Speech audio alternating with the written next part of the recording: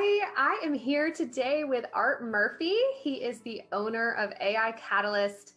And Art and I met, I guess, earlier in 2020, before COVID. And we had the opportunity to discuss some of the incredible work that he's doing in the data management and operations space. And so I thought it would be a great idea to have Art share a little bit of that with us here at the Direct Perspective. So Art, thanks for joining me. Thank you so much for having me, Marie. So Art, let's start off with you sharing a little bit about AI Catalyst with an S at the end. So if you'll share with us a little bit about what you guys do and what you're known for. Okay.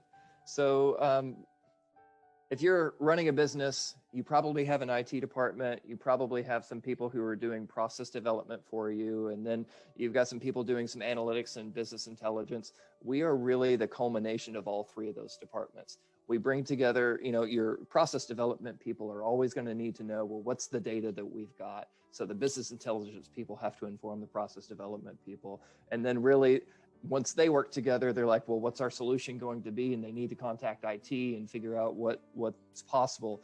And we sit in the conjunction, if you imagine a Venn diagram, we're right in the center of all of that. Been involved with all teams in my past, and really it's, when you get those three teams working together in harmony, that's when you have solutions that really drive your business forward.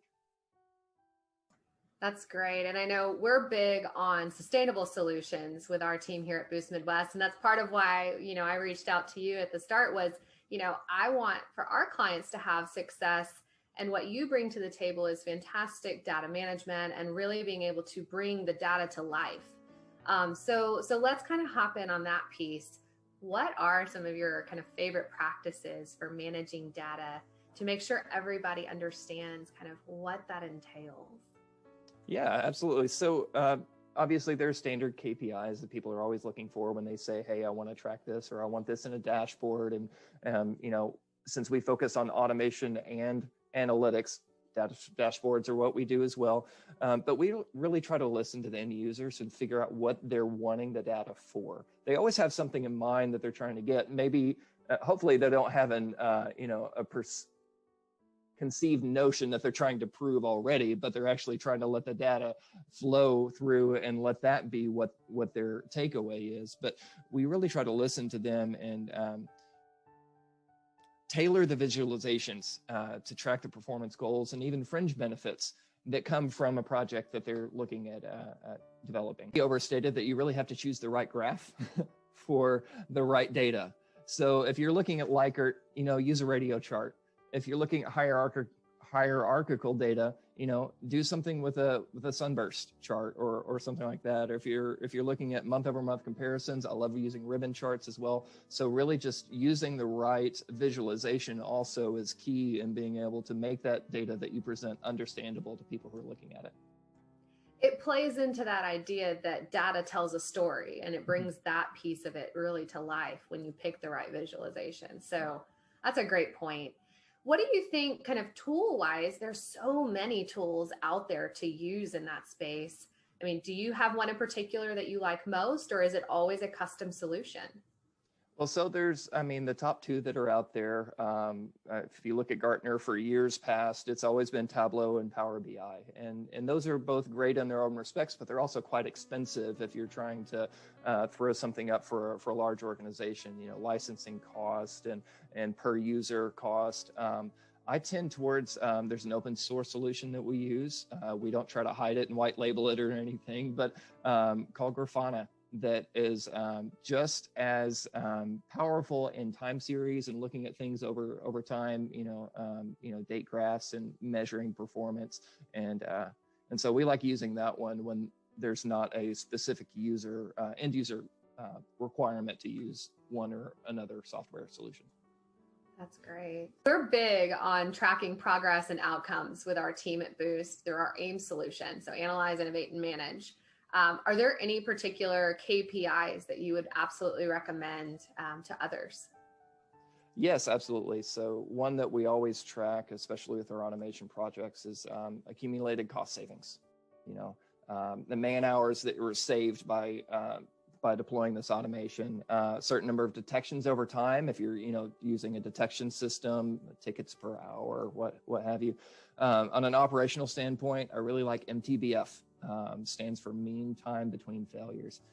Something I learned in my idle training, and it just really highlights how solid your solution is, and it can also be really motivational to the team to see that number keep going up and keep going up over time. Those are fantastic, and actually ones that I don't think we've had anyone else recommend. So that's so cool to hear you kind of recommend those. And then kind of in all of that, obviously those KPIs are helping you lead your team, and we're big on teamwork. I know you probably are as well. What team members are you seeing that are critical to the success of a business, or even to your business? Well, so we're a fairly small company. I do have a couple of consultants that I reach out to fill out some strengths, but really it's working with people who are intimately involved with the operations. And it doesn't have to be a high-level manager. A lot of times we get insights from, the frontline employees of saying, well, yeah, that's the way they tell us to do it, but really we do it this other way, And you can really gain insights from anybody in the company who's interested in making things better. And 99.9% of your employees are going to fit in that category. I love that whole, it's a mindset, not necessarily a title that matters. So that's great. Okay, so one of my favorite questions in these interviews is the daily motto question. So do you have kind of a daily motto or a daily activity that keeps you motivated, keeps you on track with what you're doing in your business? I do. So it's tried and true, do more with less. You can always do more with less, especially with automation. And then there's one that I've really started, internalizing. It's not about the big beating the small anymore. It's about the fast beating the slow. And automation enables anybody, regardless of your size, to really compete in the marketplace with technology accelerators that are going to zoom you past where, maybe a 50-year-old company just isn't keeping up. Yeah, I mean, we see these tech giants that have been around forever, but they don't slow down because they know that the startups will push forward and push faster, and exactly, they're willing to take risk. So that's such a good point. Okay, so kind of in the project management mindset here. So obviously that's a lot of what we do, but you're working with clients to develop these systems and automation and dashboards and all these various things with their data. So where do you see project management appearing in your own company? Well, it feels like Scrum has completely taken over project management and business development. I've been in projects using Jira, Azure DevOps, Microsoft Project. But if you ask me personally, I actually like Microsoft Planner as a software solution. It comes with your Office 365 subscription. And it's not so overly involved that it takes training to learn how to use. Someone can show you in an hour and then you just say, okay, and it gives you this overview dashboard of how things are going. So unless you're, deeply involved in, projects that require years long worth of tracking and you need to be so detailed with it, I would highly suggest just using, your Microsoft subscription to MS Planner. That plays right into that motto of do more with less, right? Is you don't have to track all those little bitty tiny details to that level. You need to know where you are and be able to have those conversations, but you're absolutely right. Just knowing the health of a project really leads to understanding the health of your business, just like you guys deal with every day. So, all right. So for us, again, kind of in that project management mindset, the end result of a successful project is a process that we see as being systematic, sustainable, a long-term solution. And generally it's moving it into the operations space, right? If we've been really successful. So what would you consider a recipe to success in your projects or with any of the work that you guys do? Well, first and foremost, make sure you have clear, defined goals from the beginning. Even if the task at hand is discovery, have a goal for what you want to be able to prove or disprove. Make sure you can measure what success looks like in the end. Relate all of your milestones back to the original problem statement. And then, track your roadblocks. If you have to wait for them to be removed, always be thinking of alternative solutions as well. That's such great advice. I love it. All right. Well, thank you, Art, for joining me today. My pleasure. Art Murphy with AI Catalyst with an S at the end. So be sure to reach out to him. He is a fantastic resource.